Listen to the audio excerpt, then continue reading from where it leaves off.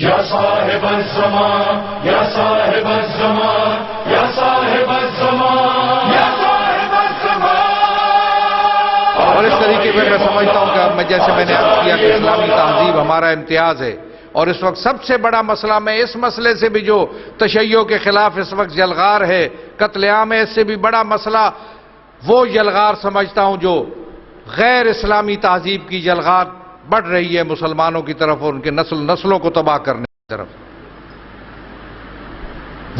وہ اس سے زیادہ خطرناک ہے، اور اس کے لیے ہمیں تیاری کرنی چاہیے. اسلامی تہذیب سے روشناس اپنے آپ کو کرنا، پہچان پیدا کرنا، شناخت پیدا کرنا، اور اسلامی تہذیب سے بچوں کو روشناس کرانا، ان پر عمل پیرا ہونے کی کوشش کرنا کوئی مشکل بات نہیں ہے. ما جعل اللہ علیکم من دین من حرج، ما جعل اللہ علیکم فی الدین من حرج، دین میں کوئی مشکل نہیں ہے.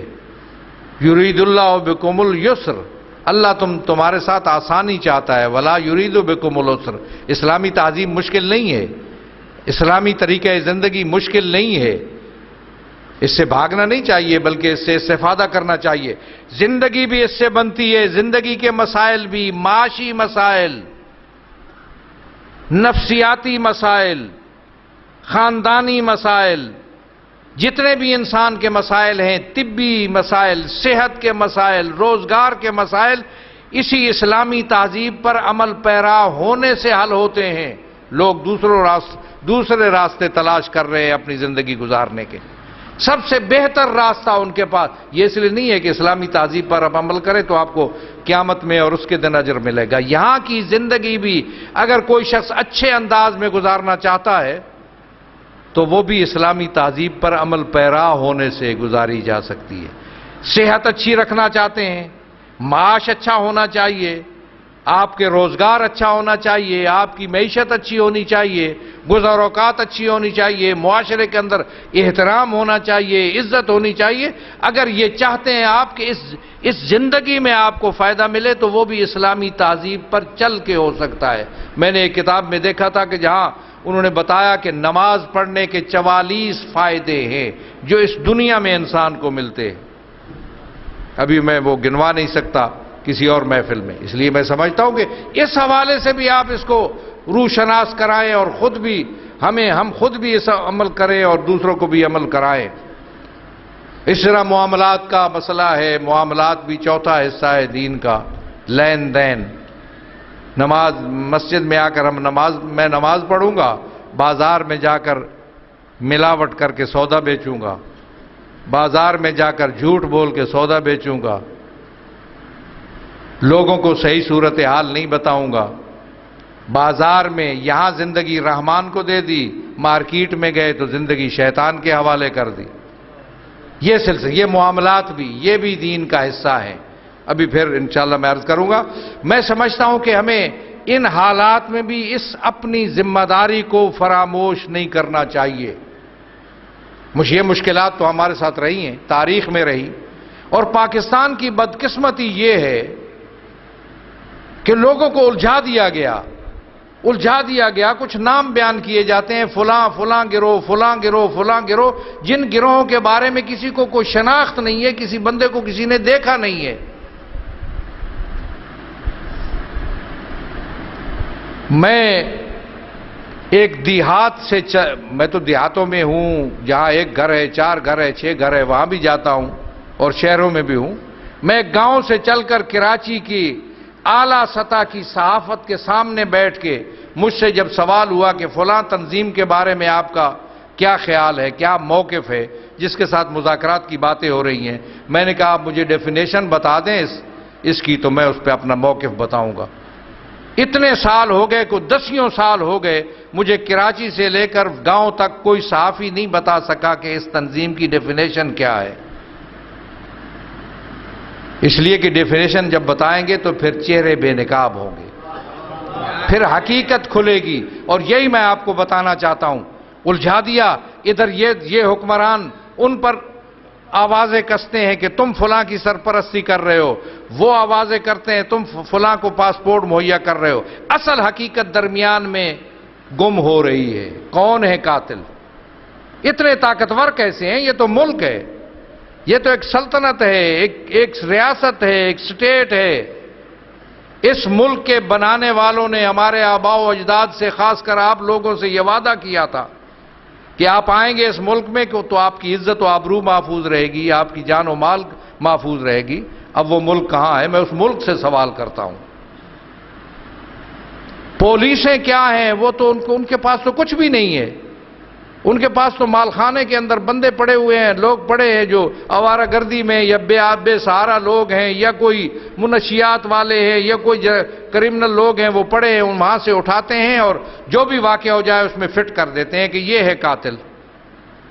آج تک کسی نے نہیں دیکھا، آج تک کسی کو تحقیقات کا علم نہیں ہوا، آج تک یہاں کمیشن نہیں بنائے گئے، اگر بنے ہیں تو ان کے حقائق سامنے نہیں آئے۔ یہ ملک جدا ہے دنیا سے۔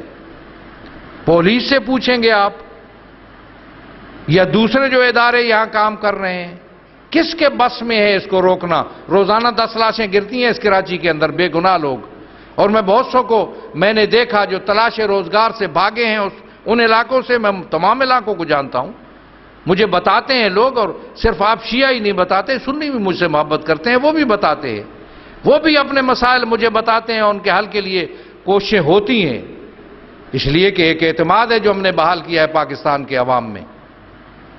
وہاں سے چلا ہے روزگار کے لیے، یہاں آیا، اس کو گولی لگی اور اس کی لاش جو ہے سڑک پہ گری۔ کتنے بے گناہ مارے جا رہے ہیں۔ سارا ملک جو ہے وہ یرغمال ہے، یرغمال ہے، ریاست اندر ریاست ہے۔ کون لوگ ہیں؟ حکومتوں اور ان کے لیول کی ایجنسیاں بے بس، حکمران بے بس ہیں۔ لوگ گالیاں دیتے ہیں یا باتیں کرتے ہیں یا نعرے لگاتے ہیں کہ فلاں حکومت ایسی اور فلاں ایسا، ان کے پاس ہے ہی کچھ نہیں۔ میں ایک پی این سے لے کر ایک صدر تک، میں ایک کلرک سے لے کر ایک وزیر اعظم تک مل چکا، جہاں فوجی افسران بھی موجود تھے۔ یہ لوگ کون ہیں؟ پلتے کہاں ہیں؟ ان کا نیٹ ورک بڑھتا کیوں جا رہا ہے؟ کون ہے ان کے خلاف کارروائی کرے گا؟ کسی نے کارروائی آج تک کی ہے؟ کوئی بھی آج تک سزیدار تک نہیں لٹکا، کوئی کسی شخص کے قاتل، صحیح قاتل ملے نہیں ہیں۔ وہ کون سا کام ہے جو ہم نے نہیں کیا؟ لوگ کہتے ہیں جی کچھ نہیں ہو رہا۔ بر صغیر کی سب سے بڑی کانفرنس، علماء کانفرنس ہم نے کی، معمولی بات نہیں ہے۔ بر صغیر کی بات میں کر رہا ہوں، پاکستان کی نہیں۔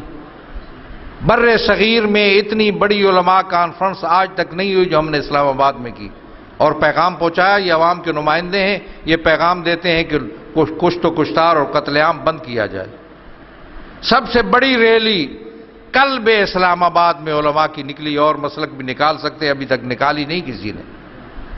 اس سے پیغام پہنچایا، کتنے دھرنے دیے آپ لوگوں نے، سب لائق تحسین ہے، لائق قدردانی ہے آپ کی کوششیں۔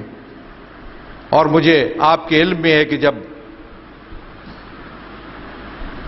وہاں جب بات ہوتی ہے خیبر پختونخوا میں، تو اوپر سطح پہ بات کر کے جب ہم لاتے ہیں جرگے کی سطح تک، آپس میں بیٹھیں اور جرگہ کریں، تو ظاہر ہے وہ ہمارا رول نہیں ہوتا۔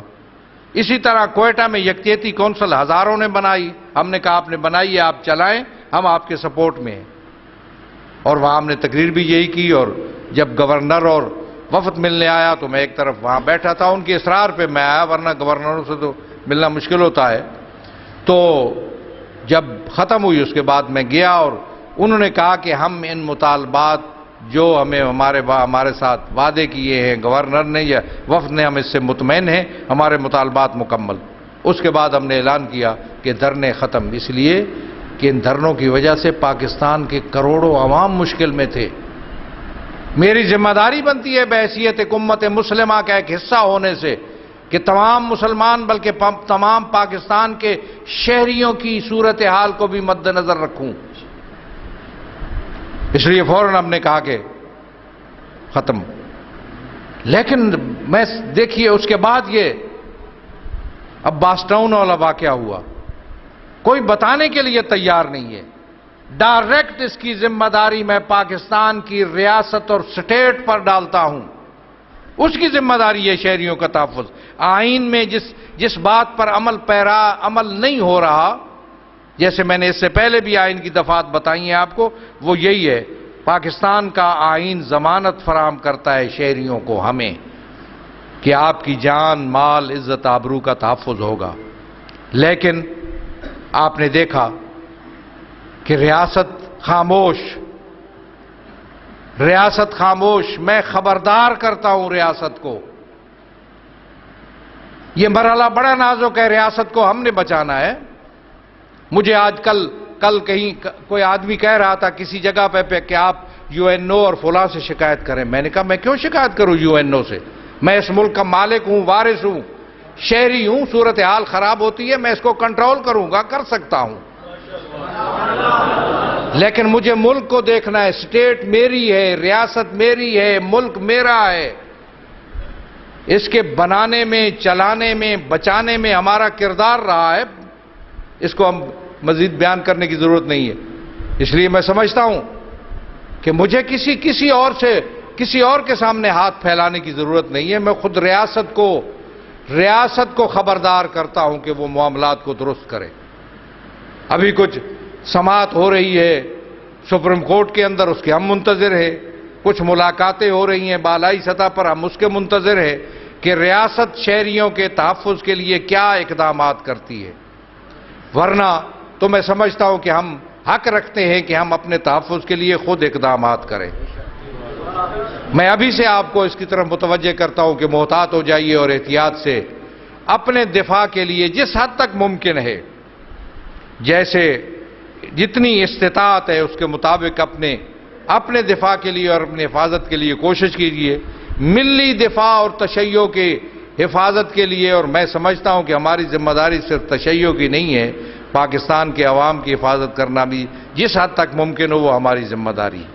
اولویت تشیع کو ہے، اس کے بعد پاکستان کے جتنے بھی عوام ہیں، جو بیچارے عوام ہیں، مستضعفین کے ساتھ تعاون کرنا، سرپرستی کرنا، ہمدردی کرنا، یہ ہماری ذمہ داری ہے.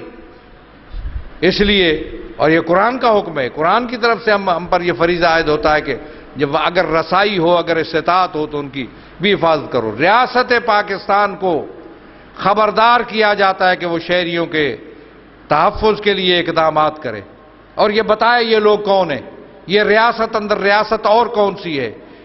صرف یہی نہیں، ان کی تو میں اصل نسل کو اور ان کا حسب کو جانتا ہوں. میں پاکستان کے ملک کے اندر گھومتا ہوں، پوری جگہوں پہ جاتا ہوں، میں تمام نسلوں کو، قوموں کو، تمام زبانوں کو، بولنے والوں کو، سب کو میں جانتا ہوں. اور یہ کن خاندانوں سے آتے ہیں، ان کی حیثیت کیا ہے، یہ کس معیار اور کیٹیگری کے ہیں، یہ بھی میں جانتا ہوں. ان کی کوئی حیثیت نہیں ہے. اصل مسئلہ وہ ہے جو ان کو چلا رہے ہیں، سلمانی ٹوپی جو ان کو پہناتے ہیں، پتہ نہیں چلتا کہ کہاں سے آئے اور کہاں چلے گئے. وہ جو ان کو کور دینے والے ہیں وہ کون ہیں؟ وہ جو ان کو فنانس مہیا کرنے والے ہیں وہ کون ہیں؟ وہ جو ان کے لیے ان کو پلاننگ بنا کے دینے والے ہیں، پلانر، وہ کون ہیں؟ منصوبہ ساز کون ہیں؟ پیسہ مہیا کرنے والے، فنڈنگ کرنے والے کون ہیں؟ تربیت گاہیں اور کورنگ مہیا کرنے والے کون ہیں؟ ان کو بے نقاب کرو. آج تک یہ پتہ نہیں چلا کہ یہ لوگ کون ہیں جو پاکستان کے عوام کے خون میں اپنے ہاتھ رنگ رہے ہیں، بے گناہ لوگوں کے قتل کے مرتکب ہو رہے ہیں. ان سب کو بے نقاب کرنا میں سمجھتا ہوں بہت ضروری ہے، ریاست کی ذمہ داری ہے. ہم انتظار کریں گے کہ ریاست اس سلسلے میں کیا اقدامات کرتی ہے. ہمارے لیے کوئی مشکل نہیں ہے. تشیع کے لیے ایسے نمونے موجود ہیں شہادتوں کے، تاریخ کے اندر تشیع کی تاریخ خانہ زہرا سے لے کر مسجد کوفہ سے گزرتی ہوئی، کربلا سے گزرتی ہوئی، آج تک شہادتوں کے خون سے سرخ ہے. جتنی بھی شہادتیں ہوئی اس سے تشیع مضبوط ہوا، کمزور نہیں ہوا. غلط فہمی ہے ان لوگوں کو، یا جو لوگ گھبرا جاتے ہیں اور سمجھتے ہیں کہ تشیع ایک طاقتور حصہ ہے پاکستان کا. تشیع ایک طاقتور حصہ ہے. اب بھی دشمنوں کے اندر تشیع کا رعب موجود ہے، لیکن تشیع نے ہمیشہ قربانیاں دی ہیں. تشیع نے ہمیشہ اپنے مکتب کے لیے، اپنے عقیدے کے لیے، اپنی سوچ کے لیے، اپنی ملت کے لیے ہمیشہ قربانیاں دی ہیں، اور ہمارے سامنے کربلا میں قربانیوں کے بہت سے نمونے موجود ہیں. بہت سے منظر ہیں کربلا کے اندر جو دل ہلا دینے والے منظر ہیں. بڑا ظلم ہوا عباس ٹاؤن میں، بڑی زیادتی ہوئی ہزارہ ٹاؤن میں، علمدار روڈ میں، لیکن وہ زیادتیاں اور وہ ظلم اس سے بڑھ کر تھے جو کربلا کے اندر ہوئے. مرنے کے بعد تو لوگوں کی دشمنیاں ختم ہو جاتی ہیں، دنیا کا دستور ہے، لیکن ہائے افسوس لکو دک سارا میں پڑی ہے لاش حسین ابن علی کی. ندا دیتا ہے عمر سعد من ینتدب للحسین، کون ہے جو حسین کے جسم اطہر کی بے حرمتی کرے. کیسے سنا ہوگا یہ جملہ بہن نے، کیا سوچا ہوگا زینب نے میرے بھائی کے ساتھ کیا ہونے جا رہا ہے. سنتے ہو نا کہ 10 نانجیب انسان جنہوں نے اپنے گھوڑوں کو تازہ سمیں لگائی ہوئی تھی آگے بڑھے. مشرق کے گھوڑے مغرب چلے، مغرب کے گھوڑے مشرق چلے. اس انداز میں چلے وہ گھوڑے، تاریخ کہتی ہے اس انداز میں چلے وہ گھوڑے کہ رزو صدرہ بظہرے، سینے کی ہڈیاں پشت کی ہڈیوں سے جا ملیں. آئی ہے نا جب بہن لاش کے اوپر پہچان نہیں سکی. کہا انت اخل حسین، میرے بھائی حسین تم ہو. انت ابن امی فاطمہ الزہرا، میری ماں فاطمہ کے لاڈلے تم ہو. رخ کیا مدینے کی طرف، یا جدہ صلی اللہ علیہ ملک السما، نانا تجھ پر تو آسمان و زمین کے فرشتوں نے درود بھیجا. وہذا حسین مرمل بالدماء مقطع الاعضاء مسلوب الامامت والرضا، میرا بھائی حسین خاک و خون میں غلطاں ہے. اٹھایا بھائی کی لاش کو ہاتھ کے اوپر، رخ کیا آسمان کی طرف. توحید شناس باپ کی توحید شناس بیٹی نے کہا اللہم تقبل منا ھذا القربان، بار الہم اہل بیت کی یہ قربانی قبول فرما. الا لعنۃ اللہ علی القوم الظالمین وسيعلم الذين ظلموا أي منقلب ينقلبون. بار اللہ ہمارے شہداء پہ اپنی رحمت اور برکت نازل فرما. تمام شہداء کو شہداء کربلا کے ساتھ معشور فرما. تشیع کو سرفرازی و سربلندی عنایت فرما. دشمنان تشیع کو ذلیل و خوار و نیست و نابود فرما. بار اللہ پاکستان کو امن امان کا گہوارہ بنا. قاتلوں کو مجرموں کو جلد کیفر کردار تک پہنچا. بار اللہ جو کسی مشکل میں ان کی مشکل رفع فرما. جو کسی جنہیں کوئی مسئلہ درپیش ہے ان کا مسئلہ حل فرما. جو مریض ہیں شفا عنایت فرما. جو بیمار ہیں صحت و عافیت عنایت فرما. جو تنگ دست ہیں فراخ دستی عنایت فرما. جو بے روزگار ہیں روزگار عنایت فرما. جو مقروض ہیں قرض ادا فرما. جو بے اولاد ہیں اولاد عنایت فرما. جن مومنین مومنات نے دعاؤں کی خواہش کی ہے بار اللہ ان کی خواہشات ان کی حاجات پوری فرما. ہماری پریشانیاں دور فرما. مشکلات رفع فرما.